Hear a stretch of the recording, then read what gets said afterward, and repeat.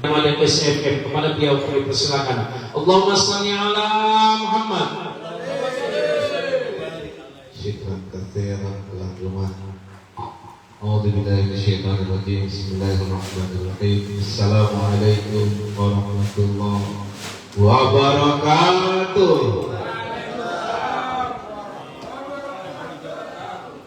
Alhamdulillah nahmaduhu wa nasta'inuhu wa nastaghfiruh. May yahdihillahu fahuwal muhtadi wa may yudlil falan tajida lahu waliyyan mursyida. Asyhadu an la ilaha illallah wahdahu la syarika lah wa asyhadu anna Muhammadan abduhu wa rasuluhu la nabiyya ba'dah. Allahumma shalli wa sallim ala nabiyyina wa maulana wa habibina wa juhrina Muhammad wa ala alihi wa sahbihi ajma'in. Amma ba'd. Allahumma iftah lana bi futuhil arifin wa naftah bainana wa baina qaumina bil haqqi wa anta khairul fatihin. Wa ila hadratin nabi bi barakatihi wa bi mu'jizatihi wa bi syafa'atihi bi barakah wal karamah jami' masyayikhina min al masyayikh ila al maghribi khususan bi barakah wal karamah syaikh qadir Jailani syukurudun syukur alhamdulillahi rabbil alamin syaikhina karam Syekh Muhammad bin Sa'was bin Abdul Ghaffar Syekh Al-Kali Sabtu Cerduan Syekh Al-Karim Al-Kali Syekh Al-Mubarak bin Muhammad Hadar Syekh Al-Mukarram Syekh Ahmad Syawibul Wafat dan Al-Bid Jami' awliyaina bi hadhihi al-qaryah wa bi hadzal bilad. Al-Fatihah. A'udzu billahi minasy syaithanir rajim. Bismillahirrahmanirrahir rahim. Alhamdulillahi rabbil alamin arrahmanir rahim maliki yaumiddin. Iyyaka na'budu wa iyyaka nasta'in ihdinas siratal mustaqim siratal ladzina an'amta 'alaihim ghairil maghdubi 'alaihim waladdallin.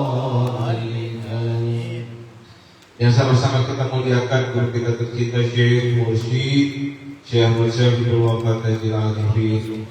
Semoga beliau semakin ditinggikan derajat rohaninya oleh Allah Subhanahu wa taala, senantiasa membimbing kita para ikhwan wal akhwat, murid-murid thariqah Qadiriyah Naksabandiyah Pondok Pesantren Surya Raya dimanapun berada, baik di negeri Indonesia maupun di negeri-negeri lainnya di seluruh dunia.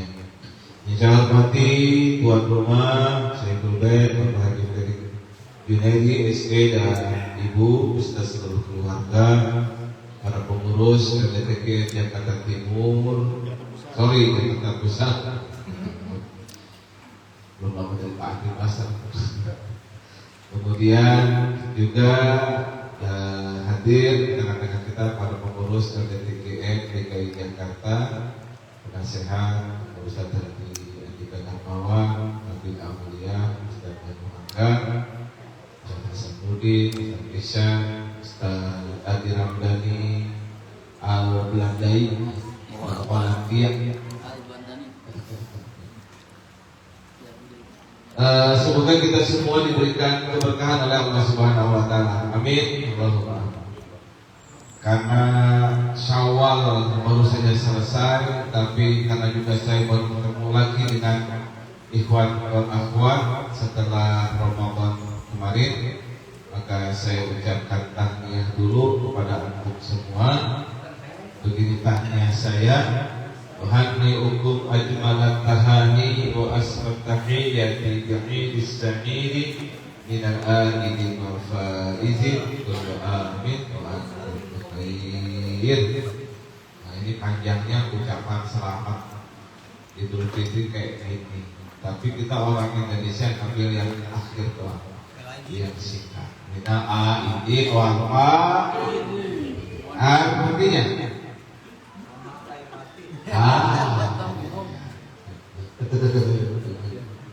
min artinya dari al-aidin, orang-orang yang kembali, wal faizin yang orang-orang yang beruntung. Gak ada hubungan mohon maaf lahir dan batin. Cuma gara-gara lagu Bipo min al-aidin wal faizin. Jadi akhirnya menjadi viral gitu ya. Jemaah yang dirahmati Allah Subhanahu wa taala, mohon maaf apabila dalam kita interaksi kami selama setahun kemarin, ada kalimat-kalimat yang keliru, kalimat-kalimat yang salah dalam interaksi kita, mohon dimaaf ya. Dimaafkan Bapak-bapak dan saudara-saudara, ibu-ibu. Alhamdulillah ya. Demikian juga Bapak dan Ibu, insya Allah blog 00 ya, lebar, tidak ada lah kesalahan-kesalahan ya, insya Allah. Baik, barusan dibacakan Manqobah Tuan Syekh Abdul Qadir Jailani tentang ziarah beliau pada makam Rasulullah Muhammad SAW. Dan ini kaitannya dengan kegiatan manasik haji seluruh calon jamaah haji di seluruh dunia. Dan di Indonesia hari ini kloter pertama sudah berangkat ya, seluruh kloter pertama dari seluruh embarkasi mulai berangkat tadi pagi.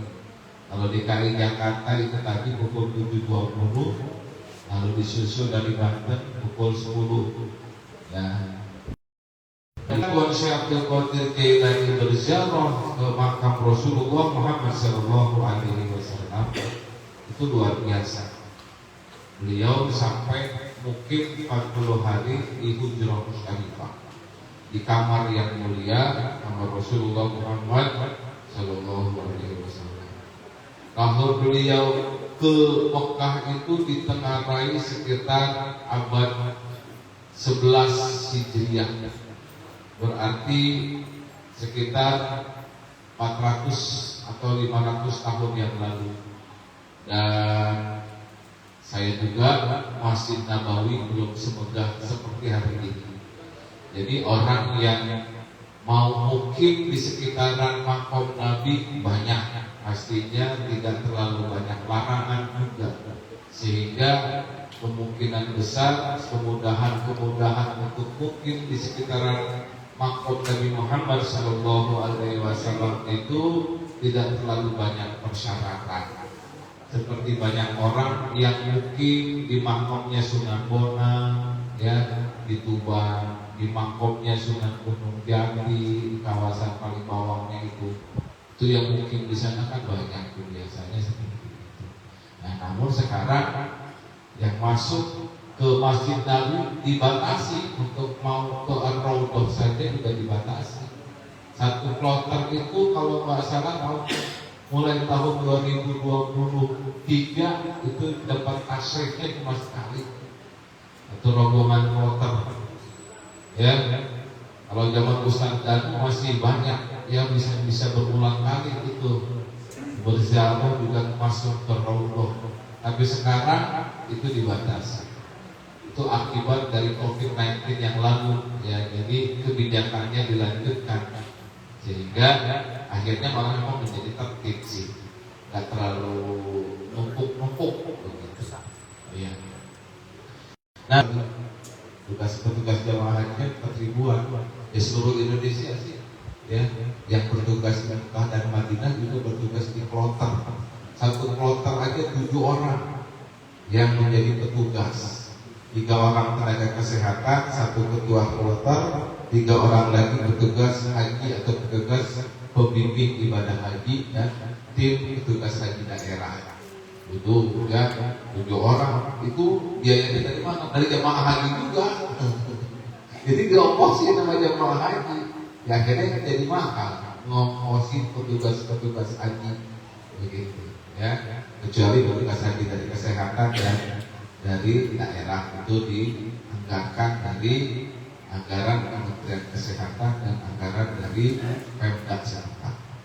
Jamaah yang dirahmati Allah, terkait haji Rasulullah pernah bersabda, Al-Hajju Arafah. Haji itu adalah Arafah. Jadi terkait haji, rukun hajinya adalah wukuf. Wukuf di Arafah. Wukuf itu ada 3. Pertama adalah wukuf zamani. Zaman berarti waktu. Wukufnya berdasarkan waktu. Kapan wukuf yang sah? yaitu tanggal 9 Dzulhijjah, mulai masuk waktu zuhur paling cepat dan paling lambat adalah selesai paling cepat adalah waktu maghrib, selesai paling cepat. Selesai paling lambat adalah tengah malam, itu wukuf. Nah, secepat-cepatnya wukuf itu menjelang maghrib, ya, paling akhir, paling selesai cepat setelah maghrib. Jadi orang yang lagi sakit, karena wukuf itu adalah rukun, orang nggak wukuf itu nggak bakalan bisa dapat haji. Setidaknya dia diam sebentar di Arafah, walaupun sekedar 10 menit menjelang maghrib, maka itu syah hajinya. Nah, itu wukuf zaman. Wukuf zaman. Wukuf berdasarkan waktu. Harus punya gereng dari diri sendiri, azam mau haji. Kalau nggak ada keinginan dari dalam kolbunya, nggak muncul itu takdir Allah Subhanahu Wa Taala. Harus ada, gitu ya. Azam, niatkan doa kepada Allah Subhanahu Wa Taala supaya bisa berhaji. Ya, karena haji itu nggak mesti lihat dia orang yang kaya, orang yang mampu nggak bisa berhaji. Tapi justru orang yang tidak mampu malah dimampukan oleh Allah Subhanahu Wa Taala, karena haji itu adalah undangan dari Allah Subhanahu Wa Taala. Gitu ya. Jadi jangan kira bahwa kita hari ini gak ketahuan rezekinya, tapi insya Allah Allah Subhanahu Wa Taala kasih kesempatan, maka siapa yang bisa menghalang? Ya, baik itu haji secara fisik dan ada di alam nyata, atau hajinya pakai alam goib. Ada Pak yang hajinya pakai alam goib. Itu tetangga saya di Lasem, tukang beca, tiap hari nganterin orang, ibu-ibu, ya, ke pasar, balik lagi ke rumahnya, ke pasar lagi ke rumahnya. Diongkosin haji, nggak tahunya di bener haji, datang ke Mekah, datang wukuf dia di Arafah, tapi orang lain gak ada yang tahu.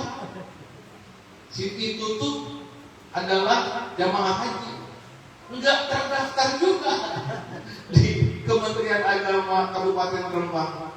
Tapi orang itu lihat orang-orang tetangga dia yang serombongan dengan dia naik bis itu juga.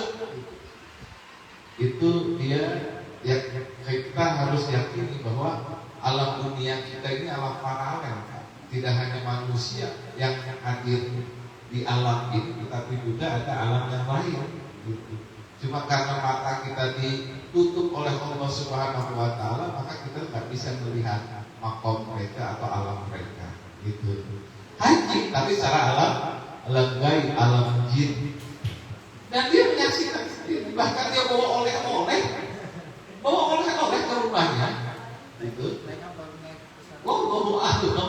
Dia bilang sih dia naik pesawat, tapi orang nggak ada yang lihat bahwa dia situ adalah jamaah haji gitu. Tapi dia tahu dia bersama dengan siapa. Itu pengakuan dia. Ya. Nah ini, jadi kembali kepada wukuf tadi, baru wukuf zaman. Yang kedua adalah wukuf makan. Tadi terlihat wukuf zaman di ente tanggal 8 wukuf di Arafah, ya, karena nyari waktu yang sepi misalnya, nggak sah. Atau wukufnya tanggal 10, pas 10 Dzulhijjah, semua orang udah pada kumpul di rumah, ente wukuf sendirian, nggak sah. Gitu ya, gitu. Karena wukuf zamannya harus tanggal 9 Dzulhijjah, dan karena itu melihat hilal tanggal 1 itu penting, khusus untuk kaitannya dengan kaitan ibadah ini. Yang kedua, wukuf makan. Makan, kalau kita makan artinya apa?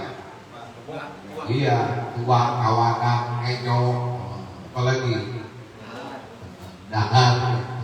Makan itu bahasa Arab artinya tempat. Wukuf makan ini kaitannya dengan tempat. tempat. Wukuf nggak boleh di tempat lain kecuali di padang Arafah. Ya. Dan paling afdolnya di dekat tugu pertemuan Nabi Adam dan Ibunda Hawa, Jabal Rahmah di situ. Maka banyak orang jamaah haji di luar Indonesia pada wukufnya di Bukit Rahmah itu, di Jabal Rahmah. Panas, kalau panas banget gitu. Orang Indonesia udah kasih sempetan enak, dikasih tenda, tendanya dikasih AC. Satu tenda bisa isi 1 kloter tendanya gitu ya. Jadi bayangin Bapak, 1 kloter ada di 1 tenda, 1 kloter isinya 400 orang. Berarti gimana? Tendanya gede gak? Gede banget ya. Ada yang misalnya 1 tenda diisi setengah kloter gitu, ada kecil ya. Nah, tempatnya di padang Arafah. Kalau orang warga Saudi, dia wukufnya itu di Masjid Namira. Masjid Namira itu gede banget masjidnya, dikasih AC, jadi kayak Masjidil Haram gitu. Bagus sekali kalau dari luar melihat. Dan semua orang Arab Saudi terutama wukufnya di situ. Orang Indonesia di tenda sekitaran padang Arafah, sekitaran Jabal Rahmah. Itu yang kedua. Nah, yang ketiga adalah wukufun qalbi. Wukuf artinya dari kata waqafa. Waqafa itu diam, wukuf diam. Kita diam doang.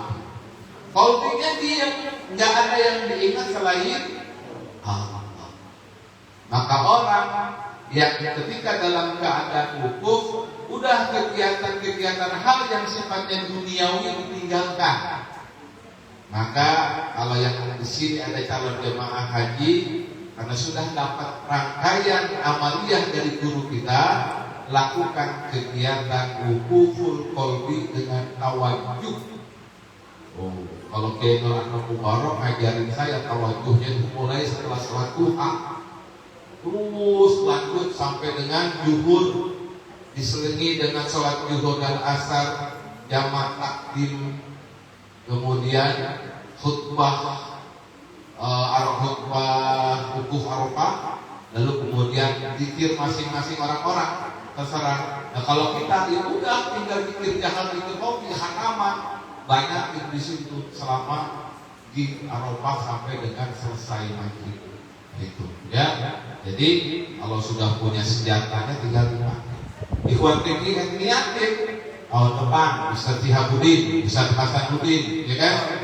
Amin. Ustaz Danuhangga, amin. Gitu. Ustaz Adi Ramdhani, amin. Masya Allah.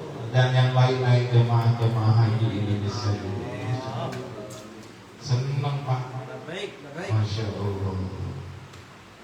Nur Anwar cerita dulu waktu beliau wukuf di Arafah, tadinya sopnya paling belakang. Beliau tawaduh dulu, dalam tawaduhnya itu beliau seperti mukasyafah, itu melihat sosok besar sekali, dan dalam kesadarannya ada yang mengatakan bahwa beliau Nabi Allah Adam alaihissalam. Masya Allah, tinggi besar yang beliau lihat sampai mendongak beliau begitu. Itu ketika beliau wukuf di Arafah. Jadi masing-masing orang berbeda pengalaman spiritualitasnya. Nah, tapi kalau sudah punya senjatanya, wukuful qalbi di padang Arafah untuk orang yang bertarekat itu sangat mudah ya dalam menjalankan. Nah, bagaimana kita yang ada di Indonesia wukuf di Arafah itu kan mulai zuhur. Zuhur waktu Arab Saudi sekitar jam 12 atau jam 12.30. Kita di Indonesia lebih dulu 4 jam, berarti tambah 4 jam, sekitar pukul 16 atau 16.30 pada asar kurang lebih. Kalau mau ngebarengin orang yang lagi wukuf, boleh juga antum saat setelah sholat asar tawajuh di situ, niatin barengin zikir qalbu bersama dengan orang-orang yang lagi wukuf di Arafah. Paling enggak sampai masuk waktu maghrib. Nah, untuk membarengi orang yang lagi pada wukuf. Boleh tuh, ya mudah-mudahan bisa mau dapat para malaikat turun di padang Arafah, mudah-mudahan juga turun kepada kita. Gitu. Dalam Al-Quran surah Fussilat, A'udzubillahi minasyaitonirrajim, innal ladzina qalu rabbunallahu tsumma istaqamu tatanazzalu 'alaihimul malaikah alla takhafu wa la tahzanu. Tuh, gitu ya. Mudah-mudahan. Baik. Demikian para bapak dan saudara-saudaraku yang dirahmati oleh Allah, sekilas tentang haji. Jadi ada berapa wukuf? Tiga. Apa saja? Wukuf zamani berdasarkan waktunya. Jadi tanggal 9 Dzulhijjah. Wukuf makani, tempatnya di mana? Padang Arafah. Bisa nggak di Mina? Bisa nggak di Musdalifah? Bisa nggak di Mekah?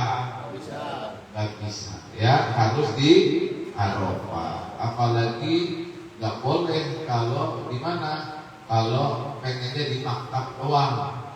Misalkan dapat maktabnya di Batumah atau maktabnya di Shisha karena dekat dengan Mekah, nggak mau jauh-jauh dari Mekah, dihukum di situ, nggak sah. Gitu ya. Terakhir ada hukum Qalbi. Nah, untuk wukuf Qalbi, insya Allah kita bisa barengin, walaupun tidak sama-sama satu tempat dengan ikhwan wal akhwat kita di Arafah.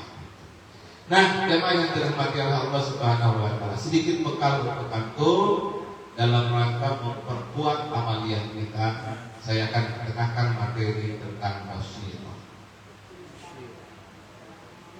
Mata hati basirah. Di dalam Al-Quran surah Yusuf ayat 108, A'udzubillahi minasyaitonirrajim. Qul hadhihi sabili ad'u ila Allahi 'ala basiratin ana wa man ittaba'ani. Katakanlah, ini jalan agama. Aku dan orang-orang yang mengikuti mengajak kamu kepada Allah dengan basirah, dengan hujah yang nyata. Ya, jadi sebenarnya Rasulullah Muhammad SAW itu dakwah kepada umat manusia adalah dalam rangka mempertajam basirah. Nah, terkait dengan basirah ada yang perlu dipahami, klasifikasi basirah. Tingkatannya. Yang pertama adalah basiratul kuffar. Basiratul kuffar adalah basirahnya orang-orang kafir. Emang ada basirahnya? Ada. Basirah itu kan mata hati, gitu ya. Jadi bukan melulu dominasi orang yang bertakwa. Gitu. Basirah itu secara naum, secara full, secara isim itu adalah kata benda yang artinya mata hati. Gitu ya. Nah, basiratul kuffar itu ciri-cirinya pandangannya udah rusak. Ya, kagak bisa ngelihat, makanya dia jadi buta. Karena juga akhirnya dia menolak kebenaran. Ayat Al-Quran menegaskan ayat ini. A'udzubillahi minasyaitonirrajim. Innal ladzina kafaru sawa'un 'alaihim a'andartahum am lam tundirhum la yu'minun. Sesungguhnya orang-orang kafir sama aja bagi mereka. Kamu beri peringatan atau enggak, kamu beri peringatan, mereka enggak akan beriman. Khatamallahu 'ala qulubihim wa 'ala sam'ihim wa 'ala absarihim ghishawatun wa lahum 'adzabun 'adzim. Allah telah mengunci qalbu mereka, mata hati mereka, dan pandangan mereka, dan pendengaran mereka, dan basirah mereka, dan penglihatan mereka ditutup, dan bagi mereka siksa yang amat berat. Nah, ini sering kita baca nih kalau awalan surah Al-Baqarah, ya. Jadi orang kafir ini begini, gak mau menerima hidayah dari Allah yang disampaikan melalui dakwah utusan-utusan Allah Subhanahu wa taala. Gitu. Bahkan ada yang sampai bencinya sampai kepada Islam, akhirnya malah menghina orang Islam. Gitu ya. Nah, kemarin itu zaman presiden yang kemarin awal-awal tuh banyak orang yang petantang petenteng. Ngapain? Ngehina Islam. Sampai dia diviralin nama dia makan rendangnya dari daging. Nah, terang-terangan tuh. Kalau ini ciri-cirinya pandangannya sehat, nah, luar dan dalam, kepalanya sehat, mata batinnya sehat juga. Cuma, ya ada cumanya. Orang yang ini al-dunub ta'ma basiratul qalbi, seringkali berdosa. Dosanya membuat mata qalbunya, mata hati nuraninya buta. Nah, ini gara-gara ada dosa. Minuqubatil dunub, di antara siksa-siksa dosa adalah annaha tu'miya basiratul qalbi, membutakan wawasan hati, wa tamsi nuruhu, melenyapkan cahaya, wa tasuddu tarkil ilm, menghalangi jalannya ilmu, wa tahdibu, mewakilkan hidayah, dan mengabulkan bahan petunjuk. Itu bahaya. Makanya memang yang kayak begini ini harus sering dibersihin.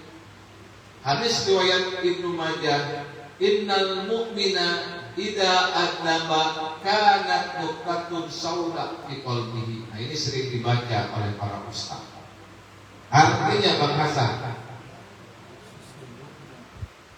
Terus ketika orang mukmin berdosa, maka hatinya menjadi ada nukmah. Ada nukmah. Ya. Sesungguhnya orang beriman ketika dia berdosa, kanat nuqtatun sauda fi qalbihi, maka ada nuktah. Nuktah itu bukan noktah. Noktah itu titik, tapi kalau nuktah bercak. Nah, bercak hitam di dalam qalbu. Jadi kalau kita dosa, basirah kita ternodai. Kalau kita berbuat dosa, gini Pak, tadinya dia lagi rajin ibadah, ya. Tapi suatu waktu dia kesalahan, dia berbuat dosa. Dosa pertama kali yang dia lakukan itu bikin puyeng kepalanya. Itu karena enggak biasa. Tapi kalau kemudian dosanya dilakukan lagi, bukan lagi puyeng dia, enakan. Gitu ya. Nah, makanya ini harus hati-hati. Kata Rasulullah Sallallahu Alaihi Wasallam dari hadis yang diriwayatkan oleh Imam Ali bin Abi Thalib radhiyallahu anhu, la ilaha illallah fisni, wa man qalaha dakhala fisni, wa man dakhala fisni aminah hadari. Oh, itu hadis daripada hadis qudsi yang diriwayatkan dari Ali bin Abi Thalib dari Rasulullah Muhammad sallallahu alaihi wasallam. Kalimat zikir la ilaha illallah adalah bentengku.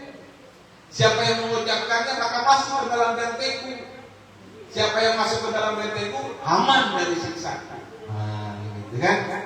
Jadi kalau oleh orang oleh Allah sudah dibentengi, ya, dengan kalimat la ilaha illallah yang dia ucapkan, sebagaimana kita sering menyatakan dengan kalimat dengan metode zikir Thariqah Qadiriyah, Naqsabandiyah, la ilaha illallah, kita lagi ngebentengin qalbu kita lagi ngebentengin nafs kita dari siksanya Allah, karena kita sedang mencegah syaitan masuk ke dalam diri kita.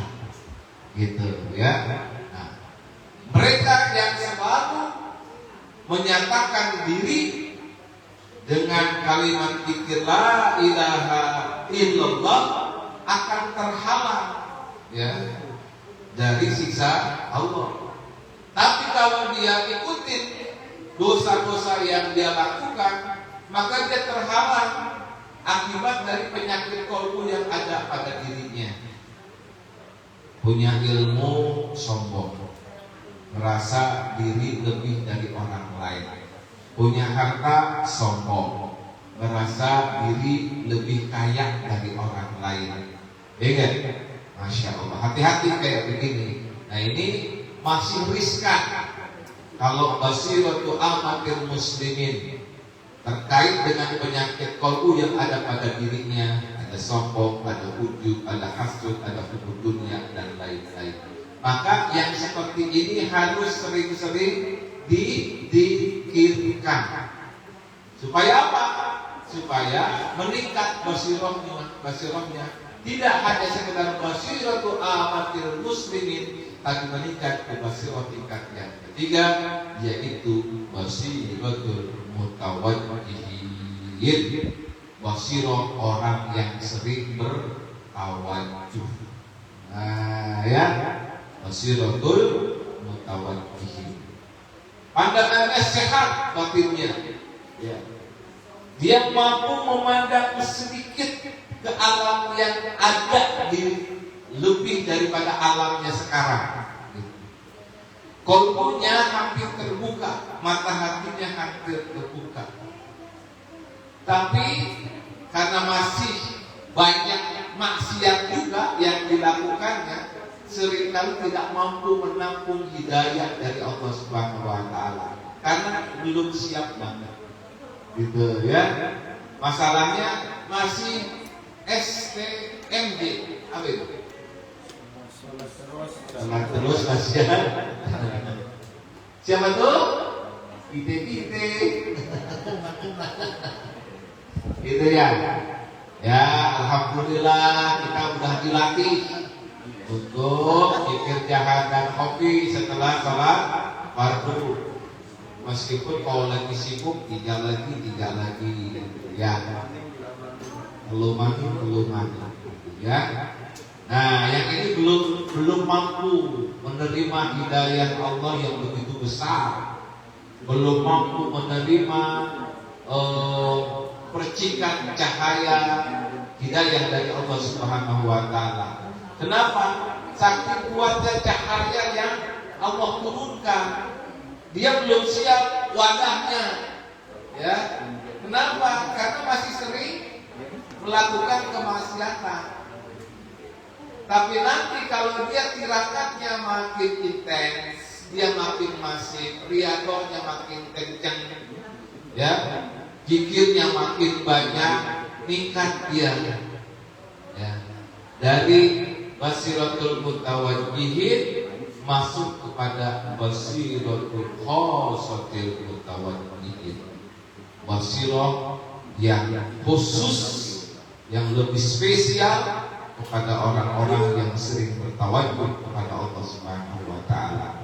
Pandangannya sudah kuat, mampu membuka mata hatinya, lalu cahaya mengikutinya, tenggelam dirinya dalam penyaksian cahaya. Wah, ini sudah ada mendingan, ya, sudah sering ibadah, ya, sudah sering riyadhah, amaliyahnya enggak kendor, amaliyahnya istiqomah.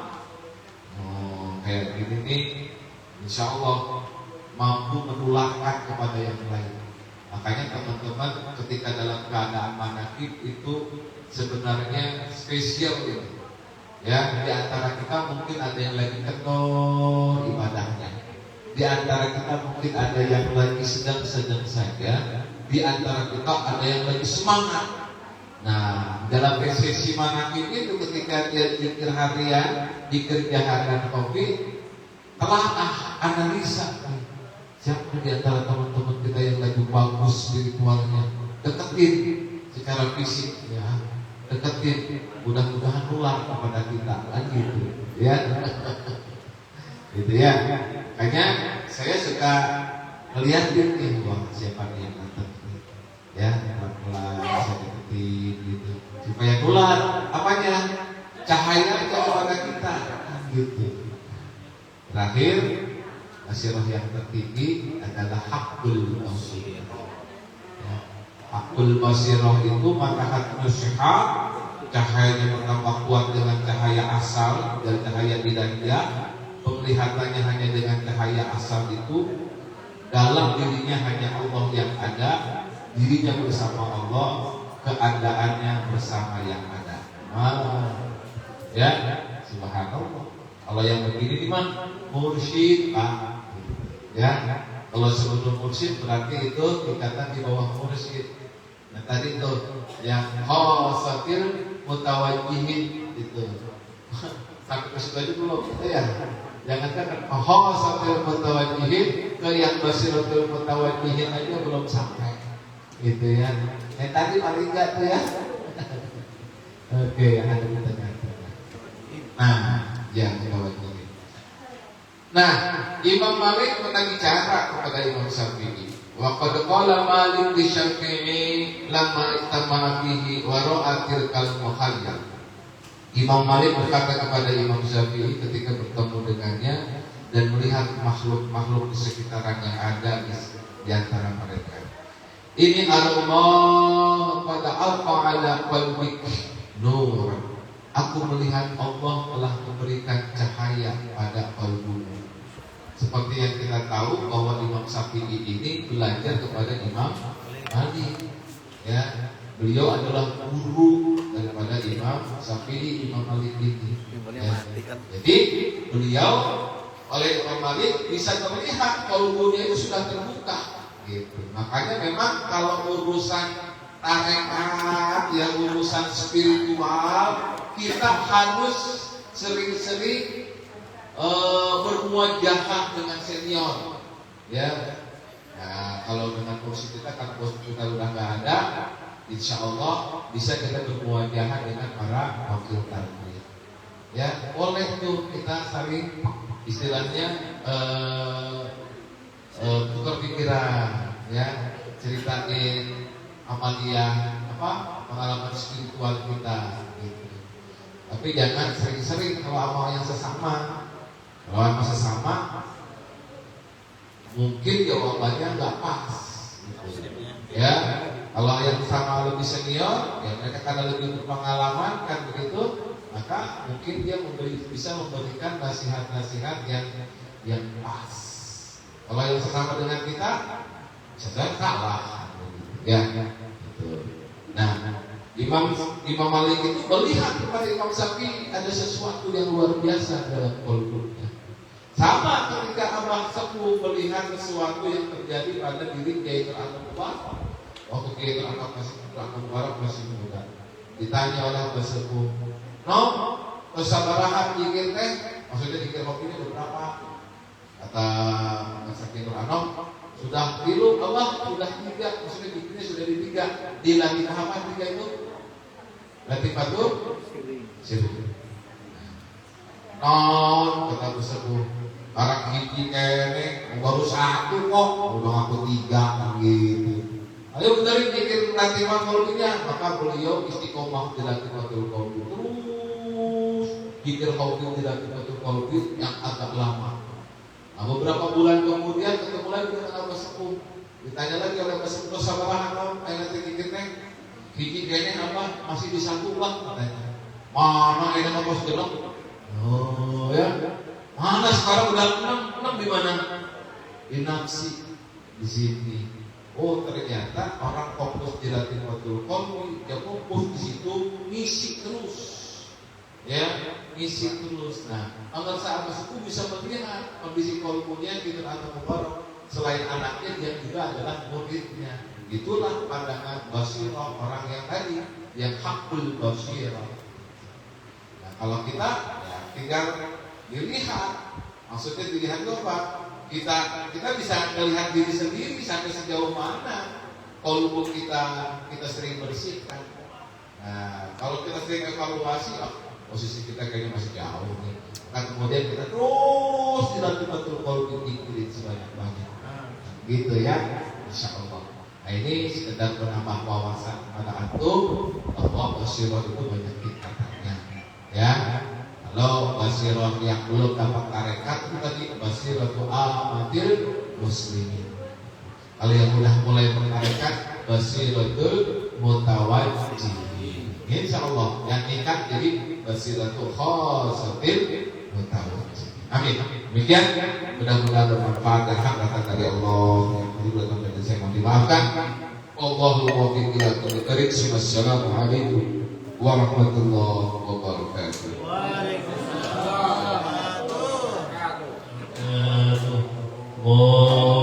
Allahumma salli ala nabiyil hashimi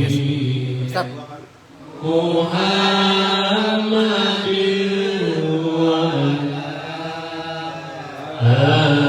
alihi wa sallim taslima.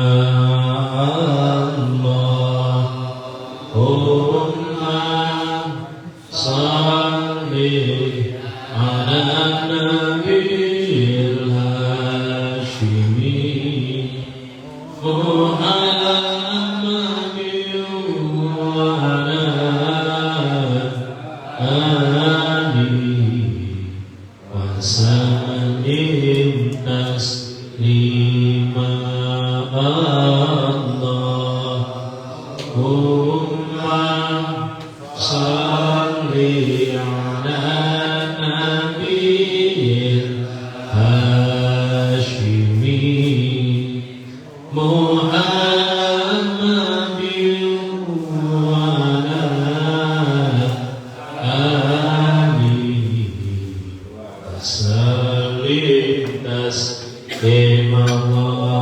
Allahumma salli wa sallim wa barik alaihi salatullah salamullah ala Taha Rasulillah salatullah salamullah ala Yasin Habibillah ala Yasin Habibillah tawassalna bismillah wabil hadi Rasulillah Wa kulli mujahidin lillah bi'amrillah salatullah salamullah ala Yasin Habibillah ala Yasin Habibillah. Allahumma salli wa sallim wa barik alaihi wa ala alihi. Sampai jumpa besok di Nurul Iman.